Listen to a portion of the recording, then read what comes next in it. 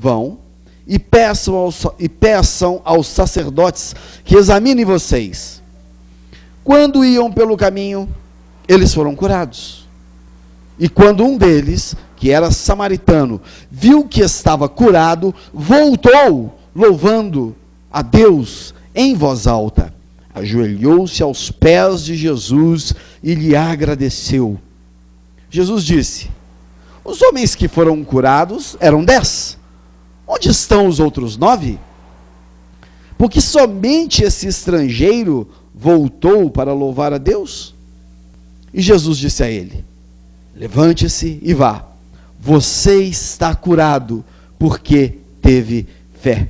Senhor, louvado, engrandecido, exaltado seja o teu nome, que haja em nome de Jesus em nosso meio agora, manifestação do teu Espírito Santo, Espírito de revelação, que o teu Espírito nos pegue, nos ensine, nos sacuda, nos tire agora do nosso conforto existencial, que venha conhecimento vindo da tua parte, para nos preencher. Nós precisamos e queremos o Senhor agora, em nome de Jesus, amém, amém. Graças a Deus. Essa é uma história que eu considero uma história triste, porque fala de pessoas com lepra. Lepra é uma doença triste, ela ainda existe, é uma doença contagiosa. Hoje em dia existe algum tipo de cura para hanseníase, mas não existia, não tinha isso. Naquela época, uma pessoa, quando pegava a lepra, ela era afastada da sociedade, até bem pouco tempo. No Ocidente ainda era assim, até 1962,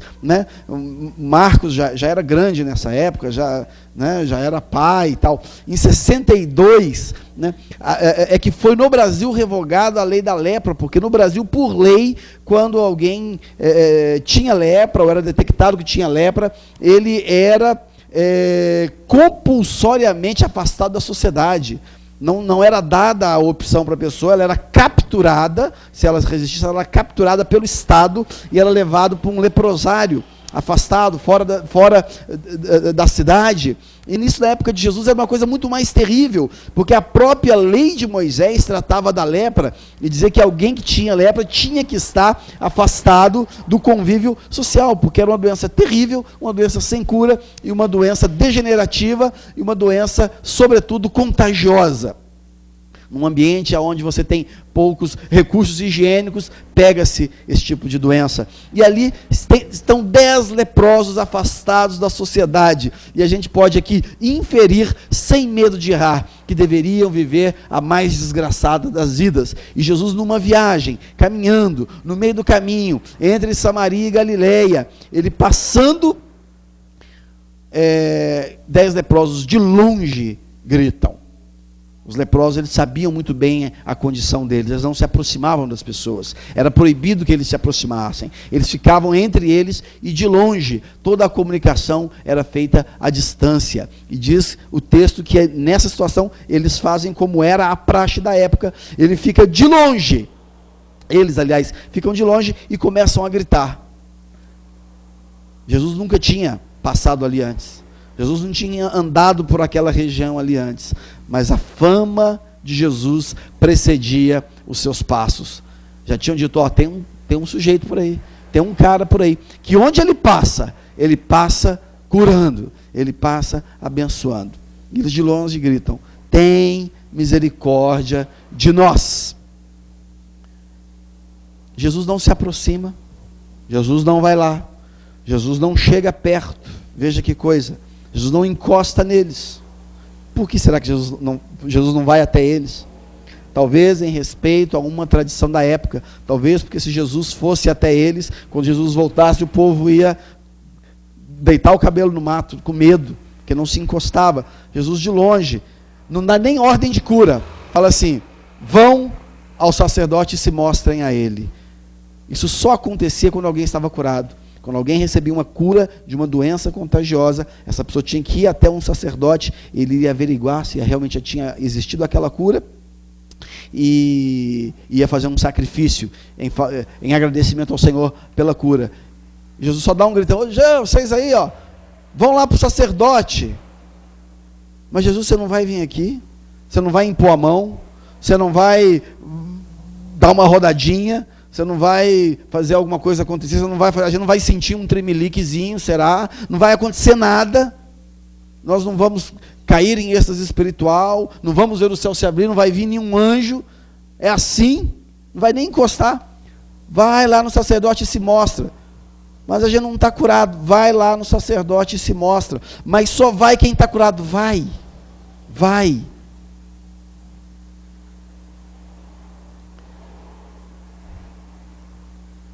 E como alguns crentes malucos, sem nenhum sinal aparente, sem nenhuma razão lógica, sem nenhum motivo concreto, sem que nem porquê, eles simplesmente obedecem. Tipo, vamos lá apanhar do sacerdote todo mundo junto. E vão.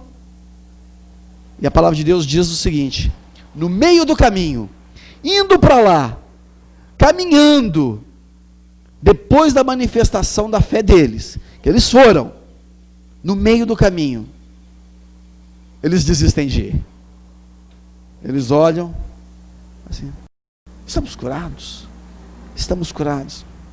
Meus irmãos, esta história nos aponta, como eu já falei aqui, os sinais que Jesus fizeram. O que é um sinal? O que é um sinal de trânsito?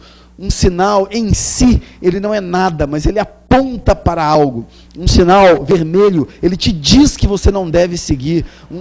Uma seta vermelha virando para cá, te diz que você só pode virar o carro para lá e não para cá. Um sinal, ele te mostra alguma coisa, ele antecipa algo. Jesus trabalha com sinais, e o apóstolo João, ele é muito bom nisso. Enquanto que Lucas, Mateus fala muito de milagres, João não fala milagre, ele fala sinal. E Jesus fez um sinal. Eu adoro isso, porque o sinal aponta para alguma coisa, aponta para a divindade de Jesus, aponta que Jesus era alguma coisa. Isso aqui é um milagre, não, isso aqui é um sinal. Isso aqui só mostra algo.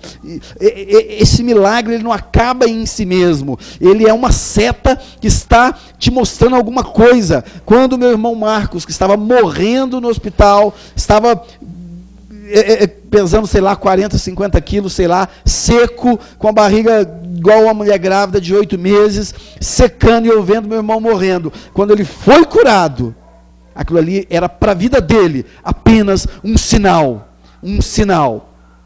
Deus existe, e Deus pode fazer aquilo que os médicos disseram que não tem mais jeito de ser feito.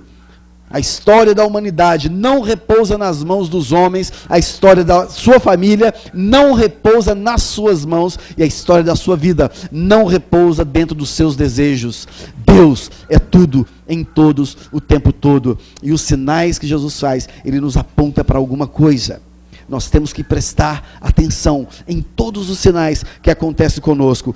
Nos aponta para três princípios espirituais de fé, 3 princípios importantes, que nós não podemos viver e ter uma vida espiritual próspera sem prestar atenção nessas coisas. O primeiro princípio é o princípio da iniciativa. Diga comigo, princípio da iniciativa. Princípio da iniciativa. Existem 2 tipos de bênção na sua vida. Todas as bênçãos que você tem estarão catalogadas dentro de 2 princípios. Está ouvindo, Marcos? São 2 os princípios. Ou a bênção de Deus na sua vida é uma bênção natural, ou é uma bênção espiritual. Tem bênçãos que são naturais, tem bênçãos que não são espirituais. Como, por exemplo, hoje está chovendo agora. Isso é uma bênção de Deus, é uma bênção natural. Você não precisou correr atrás, você não precisou fazer a dancinha da chuva. Ela pode até se atrasar, mas ela vem. Às vezes ela pode se adiantar, às vezes ela vem farta, às vezes ela vem econômica, mas ela sempre vem. E às vezes ela vem derrubando tudo, mas ela sempre virá. Existem bênçãos na sua vida que são bênçãos naturais. Você tem visão, você tem mãos, você tem os pés. Quando você come alguma coisa, sem que você faça a menor ideia como é que isso está acontecendo, essa comida, ela vai receber um ácido gástrico, que você não vai jogar ele no seu organismo, ele vai jogar isso sozinho. E esse ácido gástrico vai fazer um processo químico dentro do seu estômago, isso vai para o seu intestino, e o intestino é um negócio muito nojento, e ele é essencial para a sua vida, porque ele vai sugar tudo que é de bom, que tem naquele bolo alimentar, e tudo que é que não tem precisão, ele vai jogar fora. Você faz isso todo dia, sem saber que está fazendo. O seu papel é pôr para dentro, e depois pôr para fora. Pôr para dentro e pôr para fora. A saúde é uma bênção de Deus. O funcionamento do corpo humano, o funcionamento da audição, o funcionamento da visão, os seus dons, os seus talentos, sua habilidade para ser empresário, sua habilidade para tocar uma música, sua habilidade para cuidar de criança. Nós todos temos bênçãos de Deus, que são bênçãos naturais, simplesmente acontecem. A bênção do sono, a bênção do seu cabelo que continua crescendo, a bênção do aprendizado quando você estuda. Mas existe uma segunda categoria de bênção, que é a bênção espiritual. A bênção espiritual, como o próprio nome diz, não é uma bênção natural. Ela não acontece acidentalmente, sem quê, nem porquê. A bênção espiritual, ela depende do princípio da iniciativa. Ela está disponível da parte de Deus para todos os homens, mas somente recebe quem vai atrás. Se você não for atrás, você não recebe. Porque a bênção espiritual, como o próprio nome diz, ela não é visível, ela é metafísica, ela é espiritual. Então ela depende de alguma coisa chamada fé. Se eu não tiver fé, eu não vou atrás de uma bênção espiritual, eu não vou correr atrás, eu vou achar isso uma loucura, uma insanidade. Eu vou achar que a história que a pastora contou aqui é uma imbecilidade completa. Eu vi que os irmãos ficaram até assustados com ela, porque ela tem um estilo diferente, né? Diferente do nosso estilo. Para ela, nós é que somos os diferentes. Né? Eu achei que ela igreja tão diferente. Quer dizer, né? Sabe o que é heresia? Você fala, é um herege, um herege. A palavra heresia, no grego, significa aquele que não pensa como eu penso. Ou seja, todos somos hereges, né? Porque para o outro eu que sou o herege. O herege é quem pensa diferente, né? O problema é que às vezes quando você tem muito poder, se o outro é um herege para você, você manda matar, né? Aí mata quem está no poder. Mas a bênção espiritual depende da sua fé. Os 10 leprosos,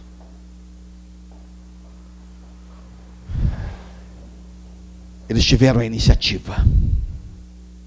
Algo chamado iniciativa. Meus irmãos, sem o princípio da iniciativa, a bênção espiritual não acontece na sua vida. Às vezes ela não cai como a bênção natural da chuva, que é uma bênção natural, e ela está fadada a cair. Talentos que você tem, coisas que Deus já te deu, coisas boas que Deus já te deu, talvez uma família boa, talvez uma saúde espetacular, talvez nunca tenha ficado doente, talvez você tenha dedos de ouro. Eu conheço gente que tem dedo de ouro, que tudo que toca vira ouro. Eu morro de inveja mesmo, eu queria ser assim.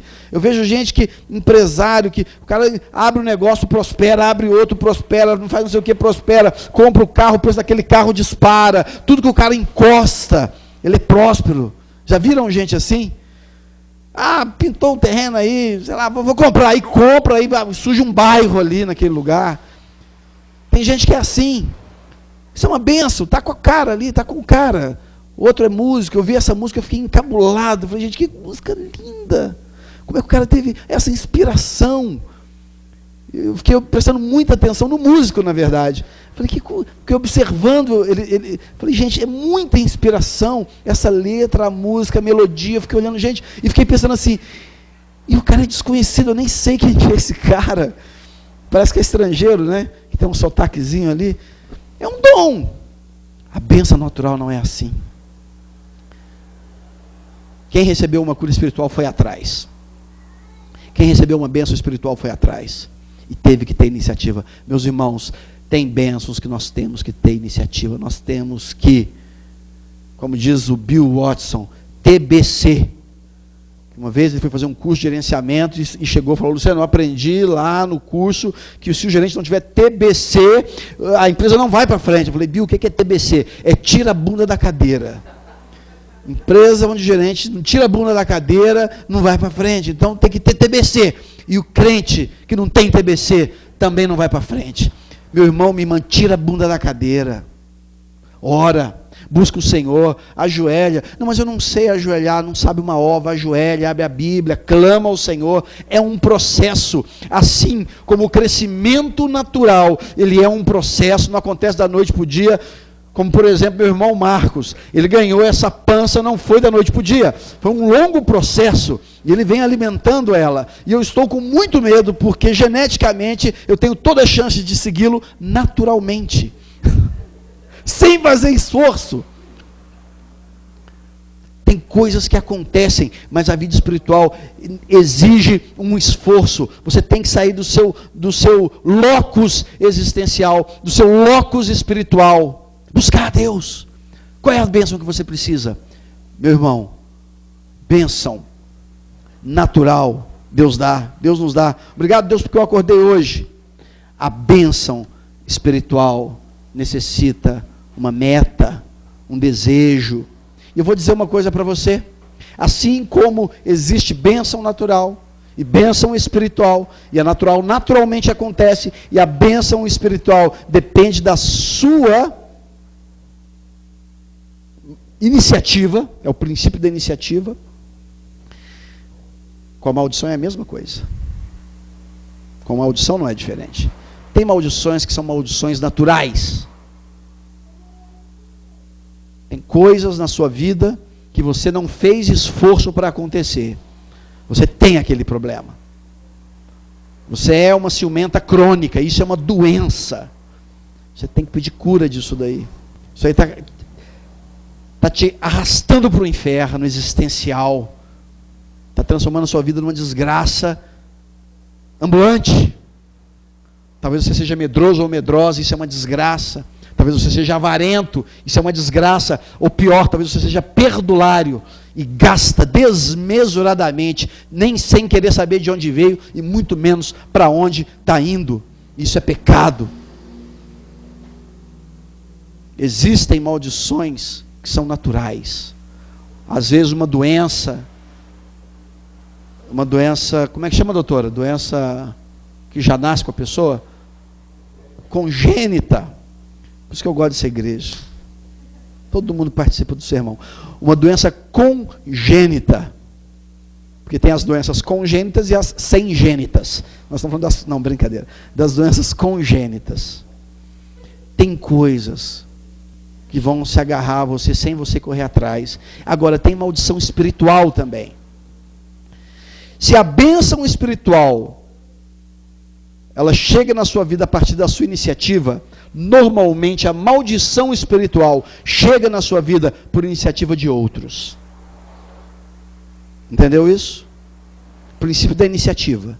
2 tipos de bênção. Bênção natural, bênção espiritual. A bênção natural simplesmente ela acontece, como suas habilidades e como a chuva. A bênção espiritual você tem que ir atrás, você tem que se mexer, para ter uma manifestação como essa, que os leprosos só foram curados porque tiveram uma iniciativa. Se eles não tivessem iniciativa, Jesus ia passar. E assim também tem as maldições naturais, problemas que naturalmente fazem parte da nossa existência, e tem maldições espirituais. Inveja é uma maldição. Conheço gente que sofre por causa de inveja de outros. Palavra de maldição, já ouviram falar nisso? Pois é, alguém fala assim: pastor, inveja pega. Eu falo: pega. Palavra de maldição pega? Pega. Palavra de maldição pega. E aí eu falo com as mães: menino, você não presta. Menino, você é desobediente. Menino, você não vai dar em nada. Passam-se 20 anos. Não deu em nada. Claro, com esse tanto de estímulo que teve a vida toda, vai dar em quê? ouvindo desde pequeno que não presta, que não vai dar em nada, que é isso, que é aquilo. Desse jeito você vai acabar virando marginal. Oh, maravilha, que bela educação, que belo estímulo.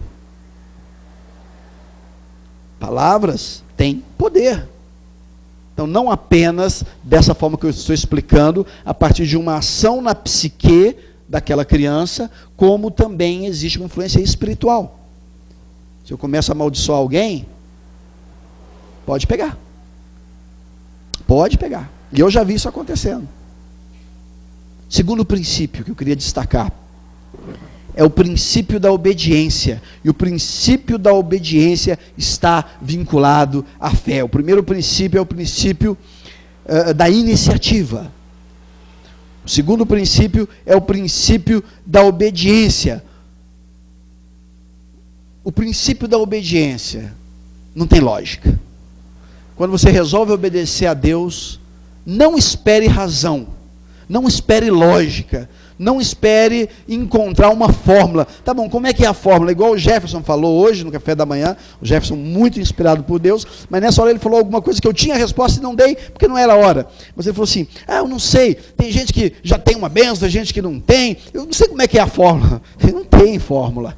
Como é que é a fórmula, né? Como é que é a fórmula de Deus? Não tem uma fórmula. Não tem uma lógica. Se você quiser entrar no princípio da obediência de Deus, não espere razão para as coisas. Como diz um pastor amigo meu, quando Deus falar para você, senta, não procura um banco, senta. Senta, ele não falou procure banco. Procure banco é uma ordem, senta é outra ordem. Quando ele fala assim, senta, senta. Antes que a bala perdida pegue você no quem, fala assim, mas por quê? Senta.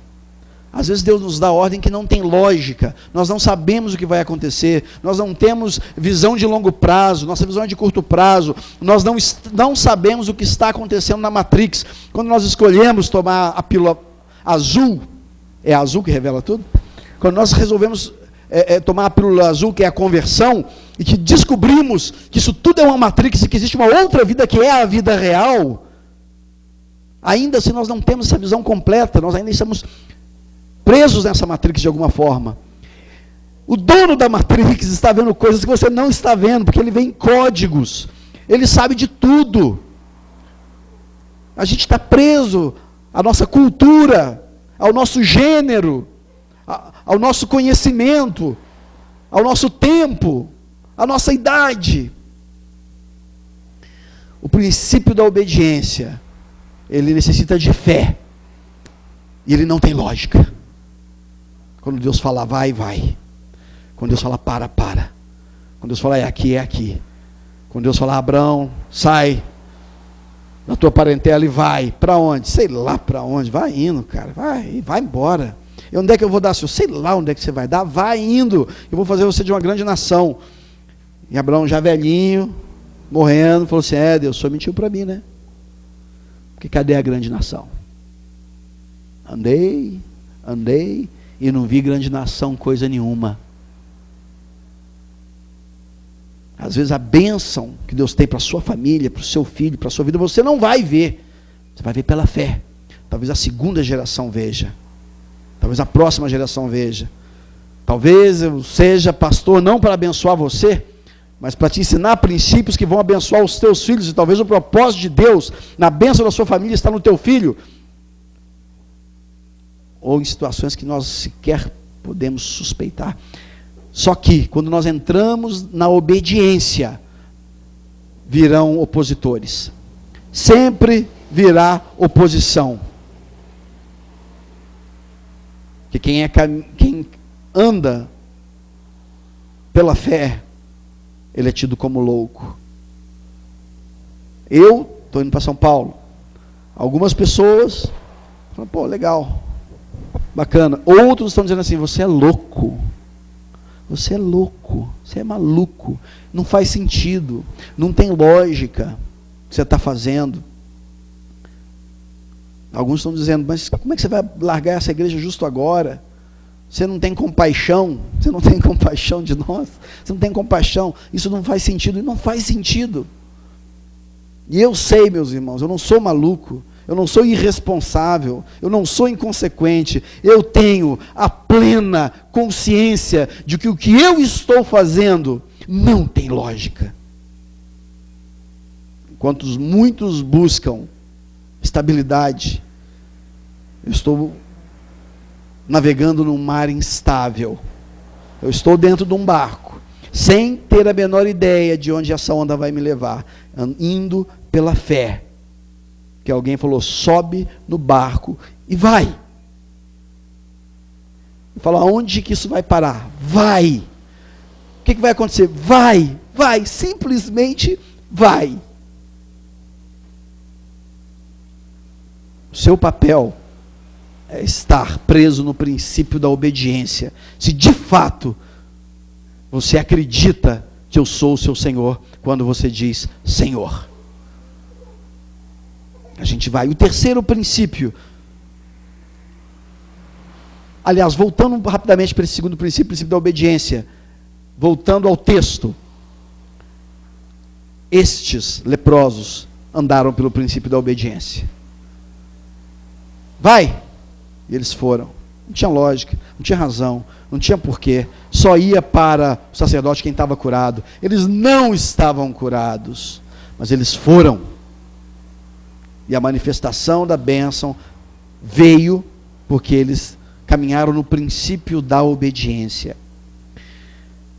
E o último princípio, o terceiro e último princípio que eu quero destacar desse trecho, desse sermão, é o princípio do louvor. Um dos 10 leprosos volta. Um dos 10 volta. E agora de modo diferente, se antes ele estava a 50 metros de distância de Jesus, depois que ele volta aos pés de Jesus, com a consciência da cura. Ele cai aos pés de Jesus e fala, obrigado. Muito obrigado. O princípio do louvor é essencial na nossa vida, porque o princípio do louvor significa transferência de mérito. O homem gosta de ser bom, o homem gosta de ter razão, a mulher gosta de ser a dona da verdade, mas quando a gente louva a Deus, de verdade, a gente está fazendo uma transferência do mérito. Você está dizendo, o mérito não é meu. Eu não sou o responsável direto. Eu segui alguns princípios, segui o princípio da iniciativa, segui o princípio da obediência, mas quem fez foi Deus. Esses leprosos tiveram iniciativa, tiveram obediência, mas um deles falou assim, mas foi Deus que curou. Nós temos que ter claro dentro de nós o princípio do louvor. Deus, todas as coisas boas procedem do Senhor. Muito obrigado. Tanto as bênçãos naturais, quanto as bênçãos espirituais. Quando a gente tem dentro de nós o princípio do louvor, existe um esvaziamento do ego. O ego é um negócio difícil. Deus não quer que você não tenha ego. Ego faz parte da sua essência como ser humano. O ego faz parte da sua formação. A autoestima é algo importante. Mas quando o ego está descontrolado, você vira um louco, um insano. A importância do esvaziamento do ego. E o louvor é um exercício de fé. Quando eu louvo, eu estou brigando com a razão. Eu estou entrando num combate direto com a razão.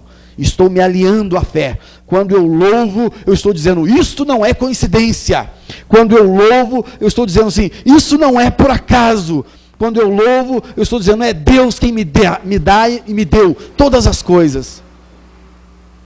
O louvor é um exercício de fé. Quando eu louvo, eu me esvazio o meu ego, transfiro o mérito e exercito a minha fé. E um deles, curiosamente, o que não era crente. Eram 10 leprosos, 10. Fazendo uma analogia com os dias de hoje, eram 9 judeus e um samaritano.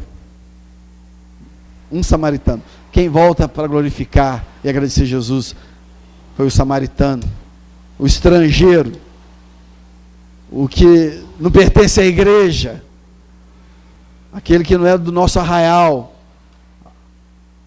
Às vezes a gente encontra no mundo mais pessoas sinceras e devotas do que encontramos no nosso meio.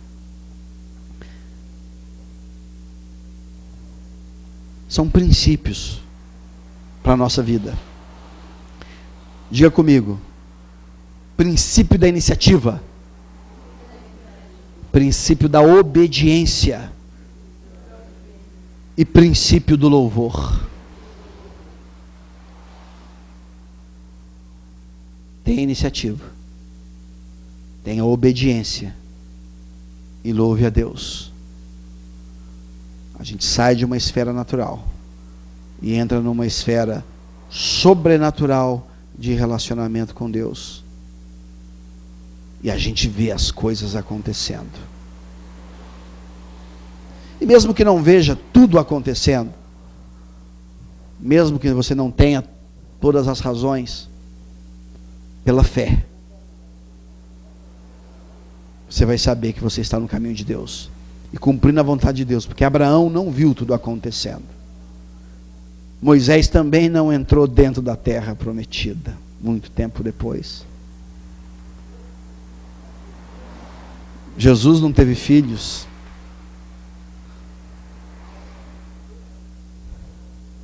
E João Batista teve que morrer como um hippie louco, um hippie doidão, um bicho grilo.